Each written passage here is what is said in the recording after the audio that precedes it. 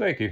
Vai pamanījāt vakar ģenerāla prokurora Armīna Meistera aso principiālo un valstisko paziņojumu saistībā ar publiskotiem faktiem, ka Latvija zaudēs 51,5 miljonus eiro no militārās mobilitātes fonda finansējuma? Vai pamanījāt, kā ģenerāla prokurors Armīns Meisters bez jebkādām apsūdzībām vai notiesājošiem spriedumiem skaidri un gaiši paziņoja tā un tā progresīvo satiksmes ministriem Kasparam Briškanam un Attim Švinkam vajadzētu nekavējoties aiziet no politikas un gaidīt pelnīto sodu? Nepamanījāt, vai ne? Jo šāda paziņojuma nebija. Saistībā ar publiskotajiem faktiem par 51,5 miljoniem eiro, ko Latvija zaudēs, ģenerālprokurors Armīns Meisters neizdvesa ne pīkstiena. Summa ir zīmīga, jo saistībā ar tādu pašu summu, 50 miljoniem eiro, ģenerālprokuroram Armīnam Meistaram gan publiski bija ko teikt ārkārtīgi daudz. Tostarp arī to, ka citam ministram, Armandam Krauzem, gan nekavējoties un tūlīt vajagot nozust no politiskās skatuves un klusēt kā susuriņam alā. Šajā reizē kā susuriņš alā klusē pats ģenerālprokurors Armīns Meisters. Un te nu ir jautājums.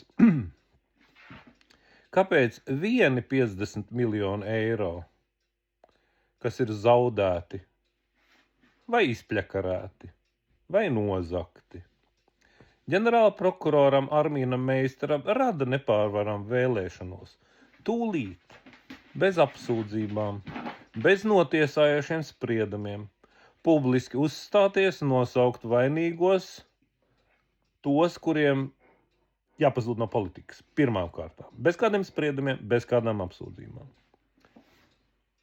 Un otrā gadījumā, kur atkal ir 50 miljoni eiro, pat nedaudz vairāk, 51,5, ģenerālprokurors Armīns Meisters neko tam līdzīgu nesaka. Viņš vienkārši klusē. Attiecībā uz Armīna Meistera priekšgājēju Juris Tukānu viss bija daudz vienkāršāk. Jo atšķirībā no Armīna Meistera, Juris Tukāns bija stulbs kā cirvis. Un tāpēc Juris Tukāns arī atklāti un skaidri teica. Viņam ir īpaši klienti, viņam ir īpaši cilvēki, kuru vajadzībām viņš atsaucas pirmām kārtām un atsaucīgi. Atšķirībā no kaut kādiem tur citiem. Kā mēs redzam, ne no vārdiem, bet no darbiem, Armīns Meisters ir tieši tāds pats Tukāns,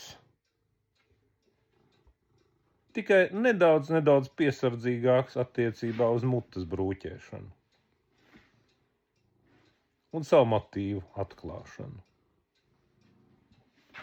Savus pasūtītājus, savus īpašos klientus Armīns Meisters neatklāja. Bet šis gadījums, šis viens konkrētais gadījums, nerunāsim par Air Baltica nozaktajiem, izpļakarātajiem 100 miljonu eiro. Nerunāsim par Rail Baltica, ja visu saskaita kopā, nu jau miljardiem izpļakarāto eiro. Izpļakarāto, izzakto, izsaimniekoto. Bet šeit ir viens konkrēts gadījums. Konkrētu, viegli noskaidrojumu valsts amatpersonu nolaidības, neizdarības. Vai sautīgas noziedzības, vai vēl kaut kā tam līdzīga dēļ, Latvija pazaudē 51 miljonu eiro. Un Armīns Meisters klusē. Tad, kad Armīnam Meisteram netik senā pagātnē uznāca vēlme izteikties par bunkus slepkavības apstākļiem, par ko viņam pēc tam nācās atbildēt tiesā. Tad Armīnam Meisteram arī viss bija skaidrs. Pirms tiesas, pirms sprieduma, kurš vainīgs, par ko vainīgs un tā tālāk un tā tālāk. Un pats Armīns Meistars mums skaidri pasaka, kā jau to iepriekš esmu stāstījis, ka viņam ir Hogvartas burvju nūjiņa vai burvju apmetnis vai kas nu tur, respektīvi viņš ir prokurors un tāpēc drīkst gvelst visu to, ko viņš uzskata par vajadzīgu, jo viņš lūk esot prokurors. Un uz viņu normālajiem cilvēkiem, parastajiem cilvēkiem, reņģēdājiem, lumpeņiem domātie likumi neattiecoties. Kā mēs redzam no gadījuma ar progresīvajiem ministriem un viņu padotajiem, kuru vainas dēļ Latvija acīm redzam ir zaudējusi vairāk nekā 50 miljonus eiro, burvju apmetnis acīm redzot ir Armīna Meistera īpašajiem klientiem. Tiem, par kuriem viņš ar skaļiem paziņojumiem klajā nenāks. Tiesiskā pasaulē šai parādībai ir vienkāršs apzīmējums – korupcija. Korupcija, Armīna Meistera. Visu labu!